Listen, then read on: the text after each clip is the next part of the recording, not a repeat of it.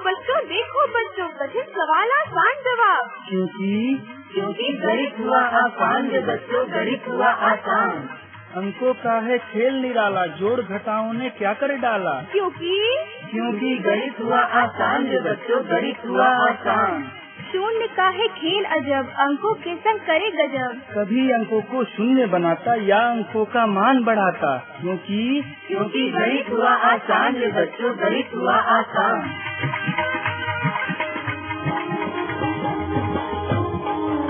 अलवर की आवाज 90.8 FM पर मैं हूं आपके साथ, आपका दोस्त बसंत। गणित हुआ आसान के एक और अंक के साथ आप ही के साथ हैं, आप ही के अलवर की आवाज 90.8 FM पर।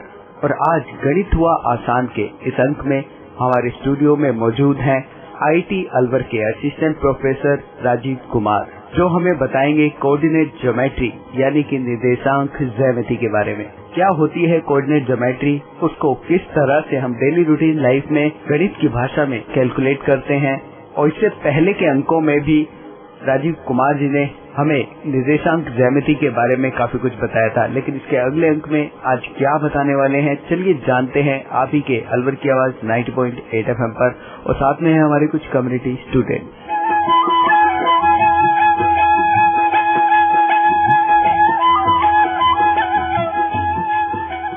नमस्कार बच्चों। नमस्कार सर। मेरा नाम Rajeev Kumar, assistant professor IIT Alwar college से, डिपार्टमेंट ऑफ मैथमेटिक्स। और आज के विषय में हम चर्चा करेंगे कोऑर्डिनेट ज्योमेट्री। लेकिन चर्चा करने से पहले हम सभी का परिचय लेना चाहेंगे। सभी स्टूडेंट्स अपना अपना परिचय हमें देंगे। मेरा नाम अभिषेक पांडे है सर। मेरा नाम अमित मिश्रा है। मेरा नाम आनंद कुमार है। मैं फनीश कुमार हूँ सर। थैंक यू बच्चों। तो पिछले एपिसोड में हमने डिस्कस किया था कि कोऑर्डिनेट ज्योमेट्री हमारे दैनिक लाइफ में कहाँ कहाँ पर हम इसको यूज करते हैं। तो इसको फिर हम एक बार आपको थोड़ा सा रिवाइज करा देते हैं कि कहाँ कहाँ इसको हम यूज करते हैं। जैसे हमने पहले भी आपको बता दिया है कि जब कोई भी बिल्डिंग बनती है तो उसमें सबसे पहले क्या होता है बताएंगे? फाउंडेशन किया जाता है। फाउंडेशन क्या होता है? सब मेजरमेंट होता है। मतलब क्या होता है? उसकी लंबाई, चौड़ाई, ऊंचाई, कि हमें कितनी मंजिली बिल्डिंग बनानी है, तो वो सब क्या है? एक मेजरमेंट है। That is the part of coordinate. क्योंकि अगर कोऑर्डिनेट ज्योमेट्री नहीं होगी तो मेजरमेंट हमारा कैसे होगा? उसकी गणना कैसे करेंगे कि कितनी हमारी लेंथ होनी चाहिए, लंबाई होनी चाहिए, कितनी उसकी चौड़ाई होनी चाहिए। दूसरा हमने आपको समझाया था किसी भी उसमें कि जैसे कोई भी जो है हमारा फिजिकल साइंस होती है, दैनिक भौतिकी में देखते हैं कि जो हमारा ग्रह चाल होती है, ये सब होती है उस टाइप में। जी सर। जी सर। ठीक है जी सर।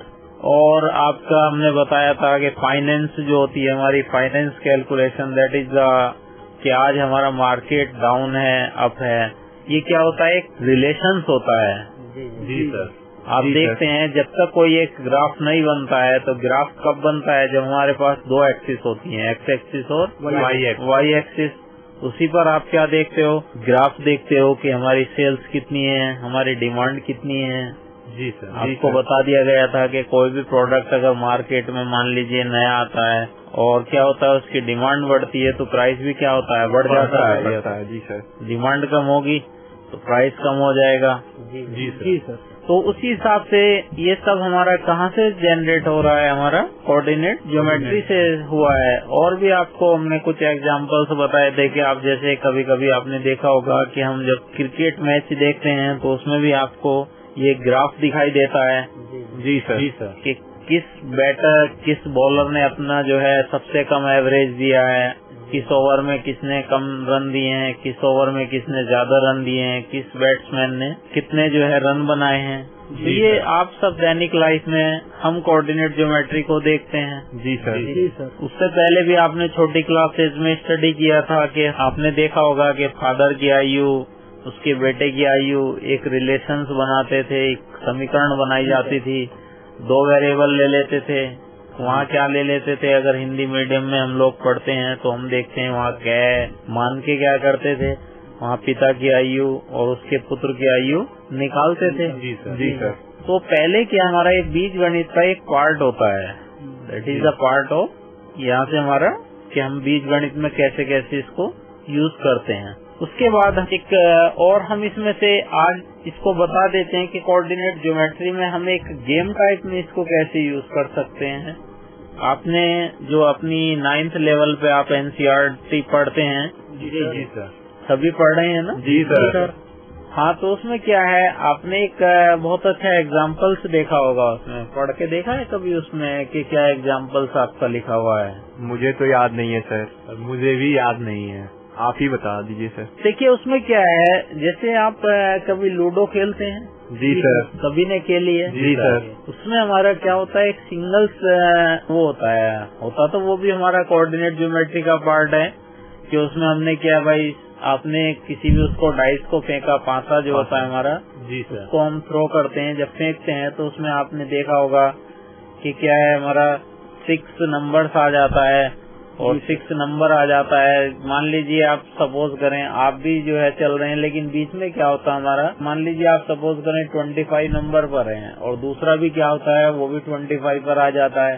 जी तो सर। क्या होता है फिर उसमें उसमें फिर कोइंसाइड करता है, तो फिर सर हम चाहते हैं कि उससे आगे निकल जाएं। लेकिन कुछ रूल्स हमारे ऐसे होते हैं, हम कह देते हैं कि अब इसको क्या करना पड़ेगा, दोबारा से ओपन करना पड़ेगा। जी सर। होता है ना? जी सर। उसको आउट कर देते हैं कि अब तू क्या करेगा, तू फिर नीचे बैठ जा और मैं इसको फिर दोबारा से जो जब तेरा 6 आएगा तो उसको जो है वो दोबारा से रनिंग करेगा।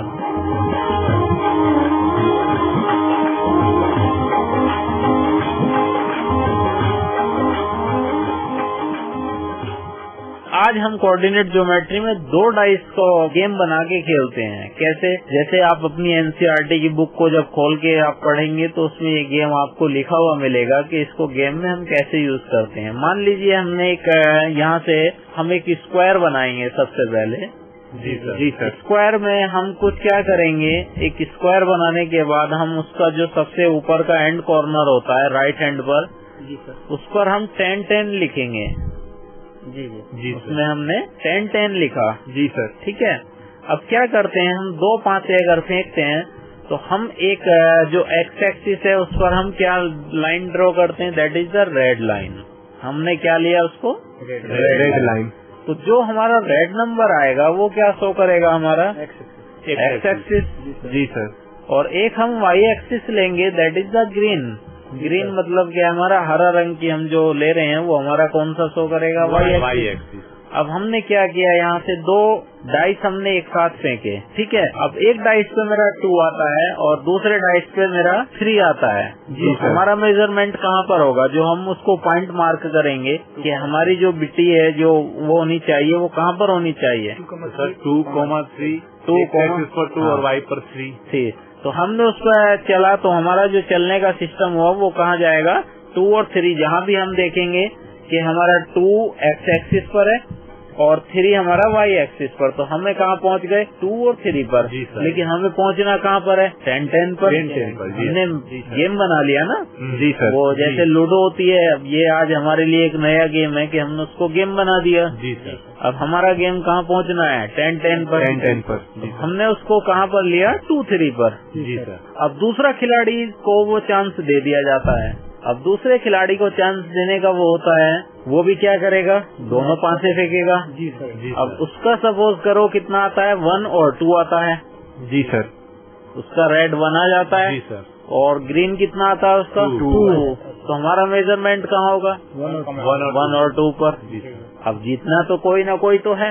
जी तो सर। पहले कौन जीतेगा, जो 10-10 पर पहुँचेगा। जी जी सर। अब क्या करेंगे हम फिर से सर पासा फेंका, फिर से पासा किसको, फर्स्ट प्लेयर होगा। जी सर। पहला खिलाड़ी उसको पासा फेंकेंगे, उसको पासा दे देंगे और वो फेंकेगा उसको। जी सर। पासा फेंकने के बाद कैसे अब वो आगे बढ़ेगा, सोच के बताएंगे सर। फिर आगे मान लीजिए 5 पे और 6 पर आए तो सर 5 और 6 पर पहुंचना, मान लीजिए सपोज करें कि हमें 5 और 6 पर पहुंचना है, तो कितना आना चाहिए मेरे पासे पर, क्या 5 और 6 आना चाहिए? सर वो 2 थी एक्स एक्सिस पे और 3 थे वाई एक्सिस पे, तो हमें 5 और 6 पे पहुंचने के लिए 3 और एक्स एक्सिस पे चाहिए और 2 वाई एक्सिस पे चाहिए।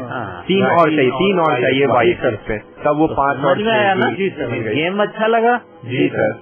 तो ये भी हमारा एक कोऑर्डिनेट ज्योमेट्री में बहुत अच्छा है कि अगर हमें टाइम पास करना है भाई, बच्चों के साथ में बैठे हैं, ऐसे उसको गेम बना के दे दें कि बेटा ऐसे चलना है और उसमें आप इस टाइप में बना के, तो आपने सही बताया कि अगर हम उसको 5 और 6 पर पहुंचना है तो हमारा कितने पे आना चाहिए, लेकिन हमारे हाथ में तो होता नहीं है। जी सर। अब डाइस को हम के भाई इतना ले आए, अब जितना आएगा सपोज करें आपका रेड पे 4 आ जाता है तो आपका जो चलने का चांस हो जाएगा वो रेड पर हमारा 6 पहुंच जाएगा। जी सर। जी सर। हो सकता है कि 1 आए तो 3 पे आएगा। जी सर। अब इसी टाइप में आपका ग्रीन पर सपोज करें आपका कितना आता है, 2 आता है। जी तो सर। 3 पहले था तो हमारा कितना हो जाएगा, 5 हो जाएगा।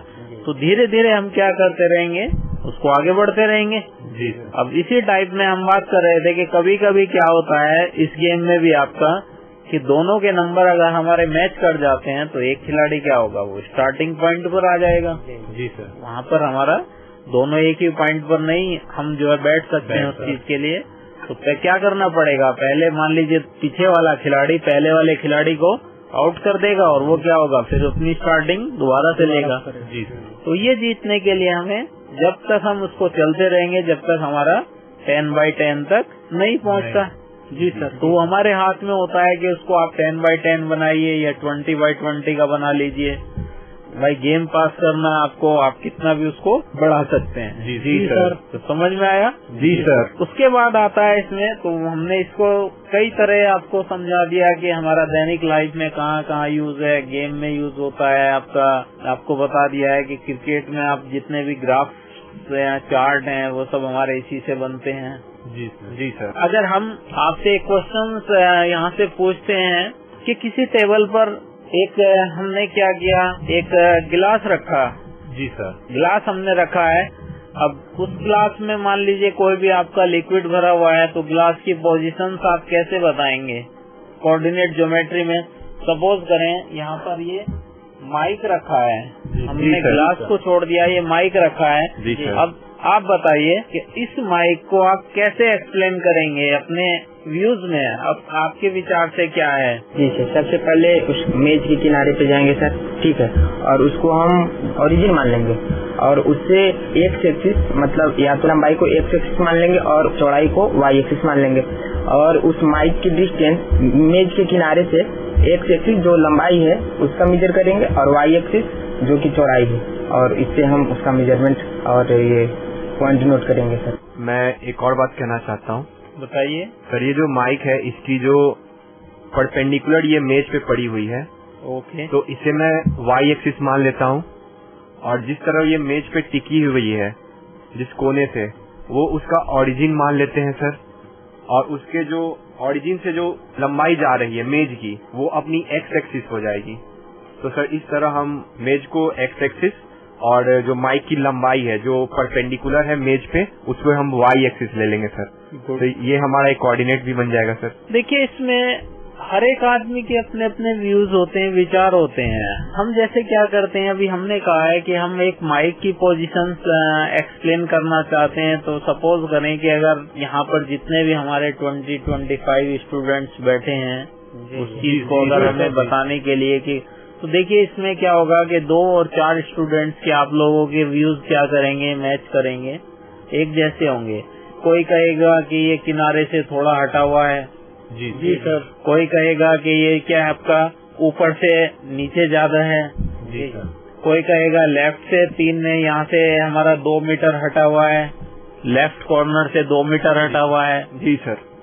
कोई कहेगा आपका राइट कॉर्नर से 4 मीटर हटा हुआ है। जी सर। तो उस चीज के लिए क्या करना पड़ता है कि हर एक स्टूडेंट्स के अपने अपने विचार हैं किसी चीज को बताने के। जी सर। जैसे हम क्या कहते हैं, अभी हम एक और एग्जांपल्स ले लें। अब क्या है, एक गिलास में पानी है, गिलास आधा खाली होता है, अपने लोगों ने सबने सुना होगा। एक स्टूडेंट क्या कहता है उसको कि गिलास आधा खाली है, कहता है आधा भरा हुआ। आधा भरा हुआ है। जी सर। तो दोनों के विचार क्या हो जाते हैं, अलग अलग हैं। That's a thinking of mind. तो उसी टाइप में क्या होता है कि हम कोऑर्डिनेट ज्योमेट्री में अभी हमने किया, तो इस चीज को अगर हम चाहते हैं कि सभी स्टूडेंट्स के व्यूज हमारे एक जैसे हों, तो उसके लिए क्या करना पड़ता है, हमें एक कोऑर्डिनेट सिस्टम बनाना होता है। एक बिंदु हमें फिक्स करना होता है जिसको आप क्या कहते हो, मूल बिंदु। अब वो मूल बिंदु से क्या करेंगे, हम उसमें दो एक्सिस फिक्स कर देंगे। इसको हम नहीं लेंगे कि हमारा ये कहाँ पर रखा हुआ है। हम क्या फिक्स करते हैं, अपना एक मूल बिंदु फिक्स करते हैं। मूल बिंदु फिक्स करने के बाद क्या होगा, हम इसकी हाइट देखेंगे कि ये एक्स एक्सिस से कितनी दूर रखा हुआ है और वाई एक्सिस से कितनी दूर रखा हुआ है। अब जैसे क्या किया, आप टेबल का एक कॉर्नर ले लीजिए और टेबल का कॉर्नर सपोज करें आप, इस कॉर्नर पे आपने क्या बनाया, इसको मूल बिंदु बना दिया है।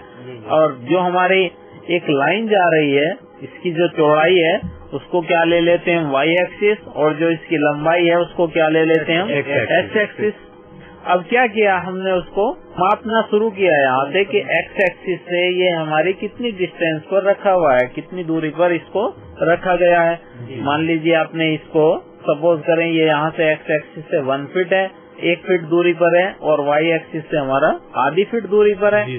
तो अब सभी स्टूडेंट्स इसको कोई ये नहीं कहेगा कि ये बीच में रखा है, ये टेबल से 1 फीट दूरी पर है उस साइड से, क्योंकि हम उस साइड को कोई नाम नहीं दे रहे जो हमारी दूसरी साइड है। जी सर। अब सभी स्टूडेंट्स क्या कहेंगे कि एक्स एक्सिस से 1 फीट की दूरी पर है और वाई एक्सिस से आधे फीट की दूरी पर है। जी सर। तो किसी भी उसको मेजरमेंट करने के लिए क्या जरूरी होता है, हमारा रेफरेंस पॉइंट। हाँ, मूल के लिए हमें फिक्स करना होता है मूल बिंदु, और के साथ साथ फिक्स करनी होती है हमें 2 axis, X axis and Y axis. Clear हो गया? जी सर। तो और भी बहुत एग्जाम्पल्स अपनी बुक में आपको लाइफ में मिलेंगे। पहला एग्जाम्पल्स अगर आप अपनी बुक की एक्सरसाइज में सभी स्टूडेंट्स पढ़ के देखेंगे तो आपको मिलेगा कि एक अन्य व्यक्ति को आप अध्ययन मेज पर रखे, टेबल लैंप की स्थिति कैसे किस तरह बताएंगे, तो आप सीधा सीधा बोलेंगे कि उसके लिए हमें सबसे पहले एक मूल बिंदु बनाएंगे, फिर उसमें हम एक जो क्षैतिज लाइन होती है उसको एक्स एक्सिस लेंगे, और जो ऊर्ध्वाधर लाइन होती है हमारी वाई एक्सिस ले लेंगे। जी सर। या अगर ऊर्ध्वाधर नहीं कहेंगे तो हम क्षैतिज, उसकी जो लंबाई होती है उसको एक्स एक्सिस कहेंगे, और जो उसकी चौड़ाई होगी टेबल की उसको क्या कहेंगे, वाई एक्सिस कहेंगे। तो दोनों साइड से उसकी लैंप को, जो जहाँ भी लैंप रखा होगा उसकी दूरी को नाप लेंगे, एक्स एक्सिस से कितनी दूरी पर है और वाई एक्सिस से कितनी दूरी पर है। जी सर। देखिए दूसरा एग्जाम्पल हमने आपको बताया कि जैसे हमारी सड़क योजना होती है। जी सर। सड़क योजना में क्या है कि हमारे पास 4 डायरेक्शन है, पूर्व, पश्चिम, उत्तर और दक्षिण। अब मान लीजिए हम एक पहले क्वाड्रेंट की बात करते हैं जो हमारा पॉजिटिव होता है, उसमें हमने कोई भी 5 सड़क इस टाइप में जा रही है, हमारी कौन सी डायरेक्शन में, दक्षिण डायरेक्शन में जा रही हैं, और 5 ही हमारी कौन सी डायरेक्शन में जा रही है, पूरब। जी सर। साइड हमारा पूरब हो जाएगा और दक्षिण, तो दोनों क्या हो जाएंगे, हमारे प्लस प्लस हो जाएंगे। जी सर। ठीक है।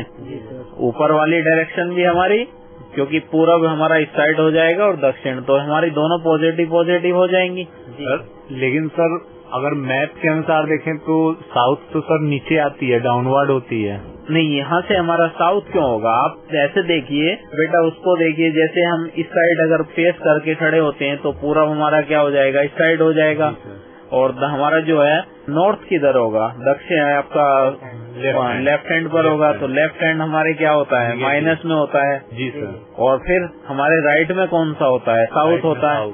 तो हम कौन सी डायरेक्शन ले रहे हैं, हमने बताया आपको पूरब लेना है और दक्षिण लेना है। जी सर। तो दोनों कौन से फेस हो जाएंगे, हमारे पॉजिटिव हो जाएंगे। जी सर। अगर हम नीचे बात करेंगे, जो हमारा पश्चिम होता है वो हमारा माइनस शो करेगा, क्योंकि जहाँ जिस पॉइंट पर हम खड़े होंगे दैट इज द ओरिजिन, उसको हम क्या बना रहे हैं, मूल बिंदु।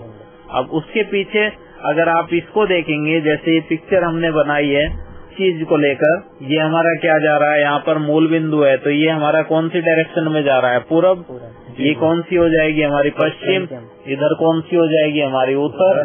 और यहाँ कौन सी हो जाएगी, हमारी दक्षिण। हमारे राइट हैंड में दक्षिण हो जाएगी। मूल बिंदु फिक्स हमने किया है सर। हाँ, हमने मूल बिंदु फिक्स किया ना। आप ये देखिए कि अगर आप इस डायरेक्शन को देखेंगे, आप यहाँ से देखिए बेटा, ये पूरब है इस साइड डायरेक्शन में, इसमें अगर आप इस सामने फेस करके खड़े होंगे तो आपके लेफ्ट हैंड में कौन सी डायरेक्शन आएगी, उत्तर आएगी। और यहाँ मतलब ये, हाँ, ये आप जहाँ पर खड़े हैं दैट इज द ओरिजिन।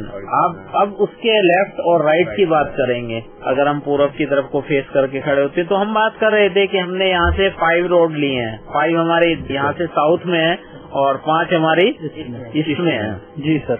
अब क्या होता है कि हम यहाँ से सपोज करें कोई हमारा एक फ्रेंड खड़ा है, कहाँ पर, जहाँ हमारी 3 रोड क्रॉस करके जा रही हैं, और किस साइड में, दक्षिण डायरेक्शन में हमने 3 रोड पर हमारा पहली रोड, दूसरी रोड और तीसरी रोड, और हम फिर क्या कर रहे हैं, जो हमारी पूर्व में रोड जा रही है, हमने उससे कहा हम चौथी गली में खड़े हैं और उधर से हमारी तीसरी गली है, तो क्या इंटरसेक्शन बनेगा हमारा, मतलब सर 3-4 का कंटिन्यूएशन। हाँ सर, पूरब से हमने कितना कहा, तीसरी रोड पर है जी सर। और साउथ में जो हमारे जा रही है, हमने क्या बोला आपको कि पूरब में हमारी कौन सी जा रही है, दक्षिण, हमने दक्षिण क्या बना रखी है, एक्स एक्सिस सर। जो हमारी दक्षिण में जा रही है वो तीसरी रोड पर है जी सर, और जो हमारी पूरब में जा रही है वो चौथी रोड पर है जी सर। पूरब हमने क्या बना रखी है, वाई एक्सिस 3-4 की बनेगी। 3 और 4 पे हमारा इंटरसेक्शन हो जाता है जी सर। अब दूसरा फ्रेंड चाहता है कि मैं भी वहाँ पर, मतलब जो है वो खड़ा है 4-3 पर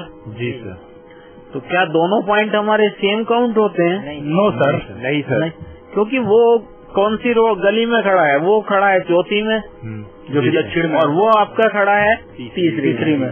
तो इससे हमारा एक निष्कर्ष क्या निकल के आता है कि कोई भी अगर हम बात करते हैं कि अगर हम आपस में कोऑर्डिनेट को इंटरचेंज करते हैं, किसको, एक्स और वाई को, तो वो कभी भी एक्स और वाई एंड वाई और एक्स हमारा क्या नहीं होता है, इक्वल नहीं होता है। तो यहाँ से हमारा रिजल्ट ये बताता है।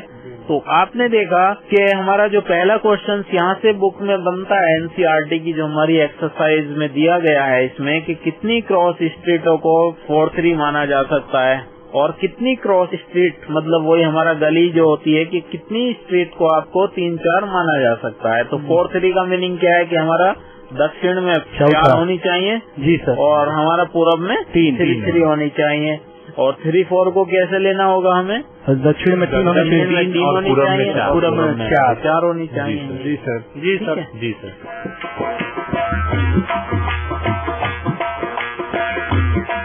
अब देखिए आगे इसमें, और आपकी जो इसमें नेक्स्ट एक्सरसाइज दी गई है 3.2, इसमें जो कुछ क्वेश्चंस मैं आपसे पूछूंगा, आपको उसके आंसर्स हमें बताने होंगे। अगर आप आंसर नहीं दे पाते हैं तो हम आपको बताएंगे। सबसे पहले हमने जितना भी अब तक ये चैप्टर स्टडी किया है, ये चैप्टर आपने पढ़ा है, इसमें आपको बहुत चीजें सीखने को मिली होंगी। सबसे पहला पार्ट इसमें आपका दिया गया है कि कार्तीय तल में किसी बिंदु की स्थिति निर्धारित करने वाली जो हमारे पास बिंदु या आपके क्षैतिज और ऊर्ध्वाधर रेखाओं के क्या नाम होते हैं। देखिए हम जो बात कर रहे थे कि कार्तीय तल में किसी बिंदु की स्थिति निर्धारित करने वाली क्षैतिज और ऊर्ध्वाधर रेखाओं के क्या नाम है, भुज और कोटि। भुज और कोटि। तो जो हमारी एक्स एक्सिस होती है, एक्स एक्स, उसको हम बोलते हैं भुज। जी सर। और जो हमारी वाई एक्सिस होती है उसको बोलते हैं हम कोटि। आगे हमारा सेकंड आता है इसमें कि इन 2 रेखाओं से बने तल के प्रत्येक भाग के नाम हमें बताएंगे। प्रथम चतुर्थांश, प्रथम चतुर्थांश, द्वितीय चतुर्थांश, द्वितीय चतुर्थांश, तृतीय चतुर्थांश, चतुर्थ चतुर्थांश। जी सर। तो कभी भी जब 2 लाइन एक दूसरे को इंटरसेक्ट, मतलब एक दूसरे को किसी पॉइंट्स पर विभाजित करती हैं, तो वहाँ हमारे 4 प्लेन, हमारे 4 समतल तैयार होते हैं, जिसको हमने 4 नाम दिए, प्रथम, द्वितीय, तृतीय और चतुर्थ। उसके बाद उस बिंदु का नाम बताइए जहाँ दोनों रेखाएं एक दूसरे को प्रतिच्छेद करती हैं। मूल बिंदु, इसको हम इंग्लिश में ओरिजिन बोलते हैं। उसके बाद इसमें कुछ आपकी एक्सरसाइज दी गई है। एक्सरसाइज में एक पिक्चर्स बनाई गई है। पिक्चर्स में आपके क्या दिखाए गए हैं कि पिक्चर्स में आपके कोऑर्डिनेट दिखाए गए हैं।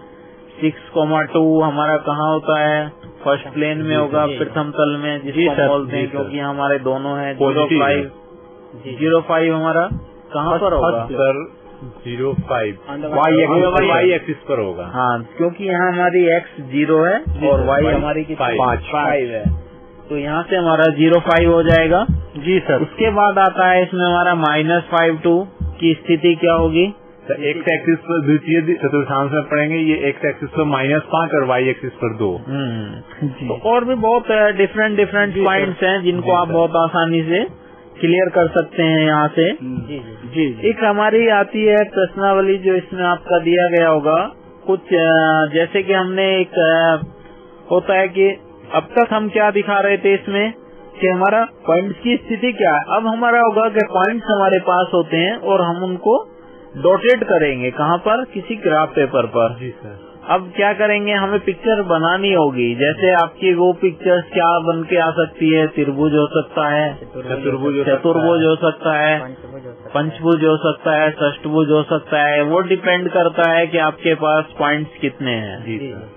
अब आप ग्राफ पेपर अगर उस पिक्चर को, इस आकृति को बनाना चाहेंगे तो सबसे पहले अगर हम आपको कुछ पॉइंट्स देंगे यहाँ से, तो उन पॉइंट्स को क्या करेंगे, आप मार्क करेंगे कहाँ पर, ग्राफ पेपर के ऊपर।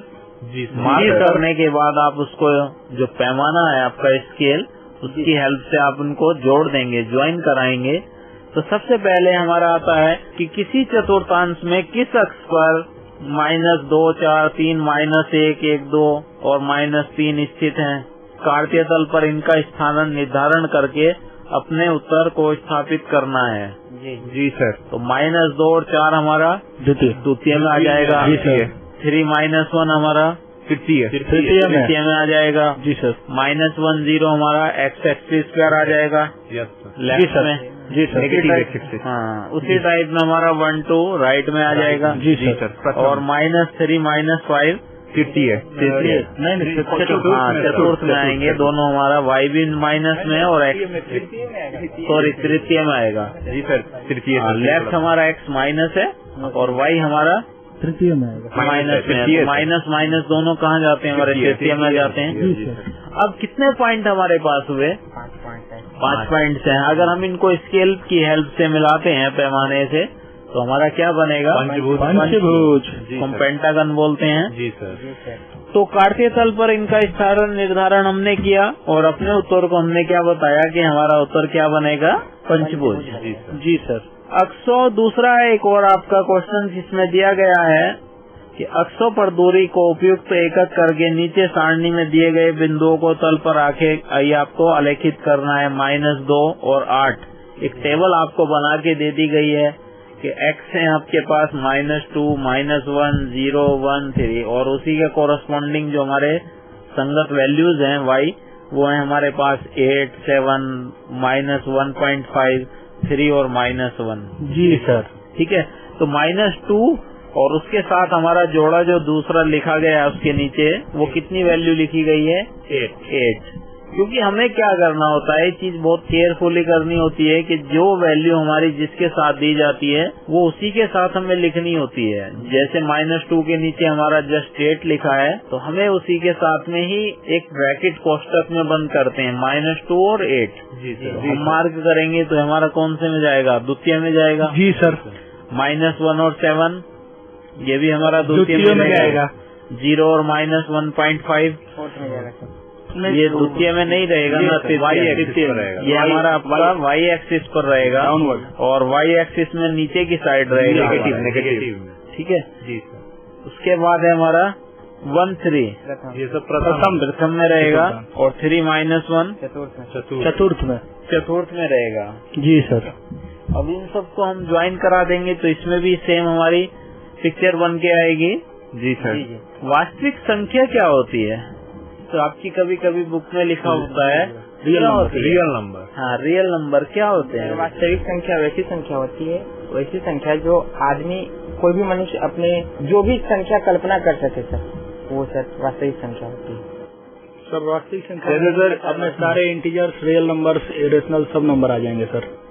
0, 1, 2, 3 ये सब, या फिर पूर्णांक में होंगे 1/2, 3/4, 3/2 ये सारे, मतलब सर। हाँ, तो इसमें वही है हमारा कि जो हम इसमें दोनों तरह जो हम ग्राफ बनाते हैं, चाहे वो उसमें हमारा नेचुरल नंबर हो चाहे हमारा कोई रियल नंबर हो, क्योंकि वास्तविक संख्या, सही बात है, ये बता रहे हैं कि उसमें चाहे वो परिमेय है या अपरिमेय है, उसमें सभी तरह के नंबर्स हमारे होते हैं। क्योंकि 0 और 1 के बीच में अगर हम काउंटिंग करने लगे तो देयर आर इनफाइनाइट। जी सर। हम अनंत नंबर हमें मिलेंगे। तो रियल नंबर ही हमारा, कोई भी नंबर अगर हमें दे दिया जाता है तो वो सब हम उसको रियल नाम दे सकते हैं, चाहे वो आपका इंटीजर पार्ट है, मतलब दशमलव में है, या विदाउट दशमलव में है। लेकिन जो आपको पता होगा कि नेचुरल नंबर हमारे क्या होते हैं, वो तो हमारे कहाँ से 1 के बाद सीधा कहाँ पर जंपिंग होती है 2 के बाद फिर सीधा हमारा 3। तो इस टाइप में तो एवरी रियल नंबर, जितने भी हमारी वास्तविक संख्याएं होती हैं वो सभी रियल होती हैं, लेकिन जितनी भी हमारी रियल होती हैं वो सभी नेचुरल नहीं हो सकती। जी, ये सब हमें मालूम होना चाहिए। जी सर।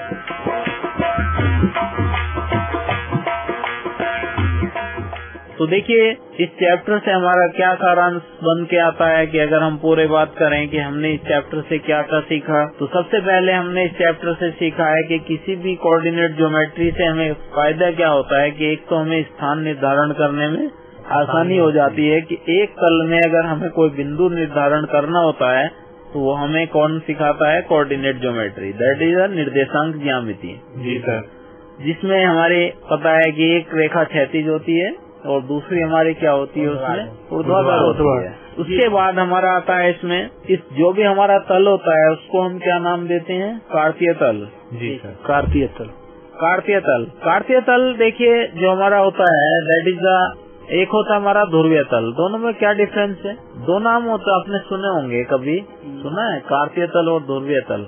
इंग्लिश में क्या बोलते हैं सर इन्हें? इंग्लिश में बेटा कहते हैं इसको, एक होता है हमारा कोऑर्डिनेट और दूसरा होता है हमारा पोलर। पोलर कॉम्प्लेक्स में सर यूज करते हैं। पोलर सर हमेशा मतलब आई ओमेगा या जे ओमेगा के टर्म में हम लिखते हैं, इमेजिनरी सर, इमेजिनरी संख्या आती है। जी सर। देखिए मैं आपको बता देता हूँ, आयोटा सर, कोई जरूरी नहीं होता है कि iota that is a polar plane iota से ही बनता है, ये कोई जरूरी नहीं होता है। ये चीज याद रखना आगे कभी भी।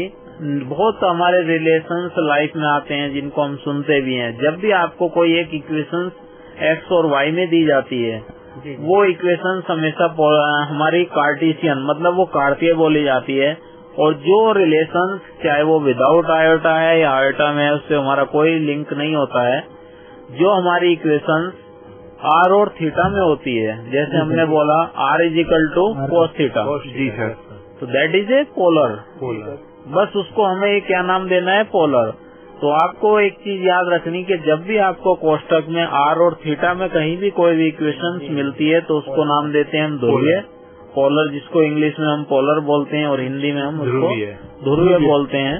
और जो भी आपको कभी एक्स और वाई में रिलेशंस कहीं मिलता है तो उसको हम कार्तीय बोलते हैं। आगे इसमें आता है आपका ये हो ही गया है कि कार्तीय तल, या इसको हम निर्देशांक तल कहते हैं, रेखाओं को आपका निर्देशांक अक्ष कहते हैं। जो हमारी दो रेखाएं होती हैं उनको निर्देशांक अक्ष कहते हैं।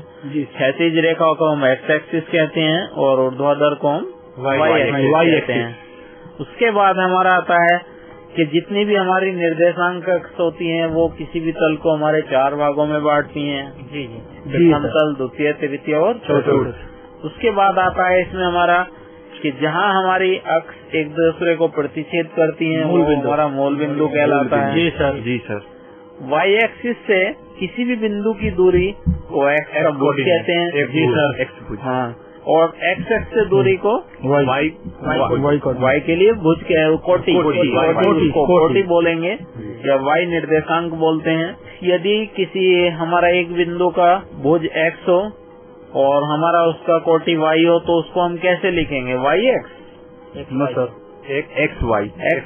जी सर। दैट इज के जो हमारा पहला रिप्रेजेंटेशन होता है, जो हम पहला निर्धारण निरूपित करेंगे, पहला हमारा भुज होता है, फिर कोटि, और हमारा दूसरा कोटि होता है। तो ये चीज याद रखनी कि कभी भी हम कोटि को पहले नहीं लिखेंगे, भुज को पहले भुज लिखेंगे। पहले हमेशा भुज लिखना है, उसके बाद कोटि लिखेंगे। जी सर। उसके बाद क्या होता है कि जब भी हम एक्स एक्सिस पर किसी बिंदु को निरूपित करेंगे तो हमारा एक्स पर वाई का लिए जो हमारा वाई अगर हम देखते हैं कि ऊर्ध्वाधर या जो हमारी अप डाउन, एक्स पर हम सीधी चले जा रहे हैं तो हमारा वाई पर कोई भी डिस्टेंस मेजर नहीं होगी। तो जब भी आप एक्स एक्सिस पर लेंगे तो आपका वाई हमेशा जीरो रहेगा, और जब आप वाई पर लेंगे तो एक्स जीरो रहेगा। अगर हम बात करते हैं कि सपोज करें हम वाई पर 3 डिस्टेंस चल जाते हैं, 3 यूनिट वाई एक्सिस पर, तो उसकी दशा क्या होगी, 0 होगी।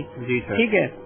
उसी टाइप में आगे अगर हम इसमें बात करते हैं कि मूल बिंदु के निर्देशांक कितने होते हैं, 0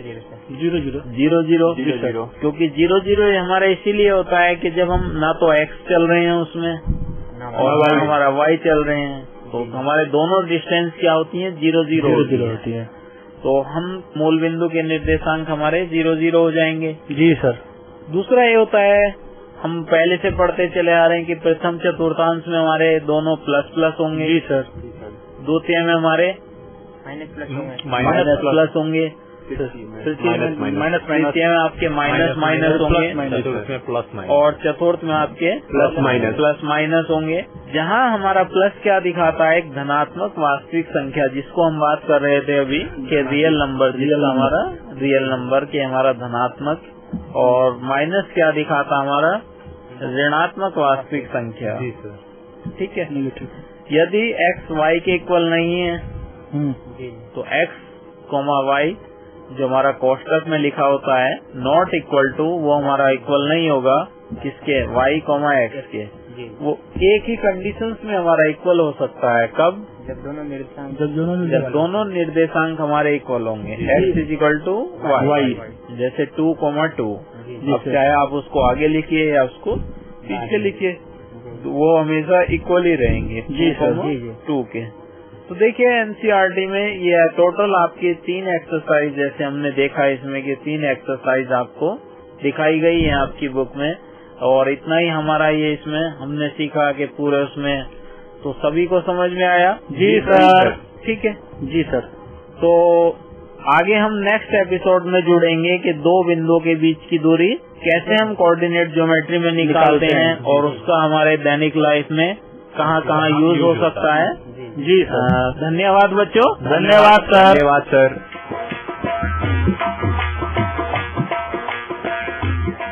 तो दोस्तों, आज आपने जाना कोऑर्डिनेट ज्योमेट्री के बारे में, यानी कि निर्देशांक ज्यामिति क्या होती है, कैसे हम उसे डेली रूटीन लाइफ में रिलेट करके कैलकुलेट करते हैं। इस विषय के बारे में आपको बता रहे थे आईआईटी अलवर के असिस्टेंट प्रोफेसर राजीव कुमार, साथ में थे हमारे कुछ कम्युनिटी स्टूडेंट्स। ये प्रोग्राम भारत सरकार के विज्ञान एवं प्रौद्योगिकी विभाग द्वारा प्रेरित एवं समर्थित किया गया। आपको ये प्रोग्राम कैसा लगा? आप अपने फीडबैक, प्रतिक्रिया हमें दे सकते हैं। अपने फीडबैक देने के लिए हमारा पता है कम्युनिटी रेडियो अलवर की आवाज 90.8 megahertz, IIT group of institutions, north extension, MIA Alwar, Rajasthan. हमारे फोन नंबर है 9587 908 908 और दूसरा नंबर है 0144 512 1190। आप हमें मेल भी कर सकते हैं। हमारी ईमेल आईडी है radioalwar@gmail.com। और साथ ही इस प्रोग्राम को आप ऑनलाइन यानी कि इंटरनेट पर भी सुन सकते हैं। इंटरनेट पर सुनने के लिए आपको लॉगिन करना है www.i-radiolive.com पर। और साथ ही मैथमेटिक्स यानी गणित हुआ आसान के एपिसोड आप ऑनलाइन यानी कि इंटरनेट के माध्यम से एक दुनिया अनेक आवाज के वेबसाइट पर भी सुन सकते हैं। वेबसाइट है www.edaa.in। लॉगिन कीजिए और कहीं भी बैठकर ऑनलाइन आप इन मैथमेटिक्स के प्रोग्राम को सुन सकते हैं। इसी के साथ अपने दोस्त बसंत को दीजिए इजाजत। नमस्कार। आओ बच्चों, देखो बच्चों, कठिन सवाल आसान जवाब। क्योंकि गणित हुआ आसान जो बच्चों, गणित हुआ आसान। अंकों का है खेल निराला, जोड़ घटाओं ने क्या कर डाला। क्योंकि गणित हुआ आसान जो बच्चों, गणित हुआ आसान। शून्य का है खेल अजब, अंकों के संग करे गजब। कभी अंकों को शून्य बनाता या अंकों का मान बढ़ाता। क्योंकि गणित हुआ आसान जो बच्चों, गणित हुआ आसान।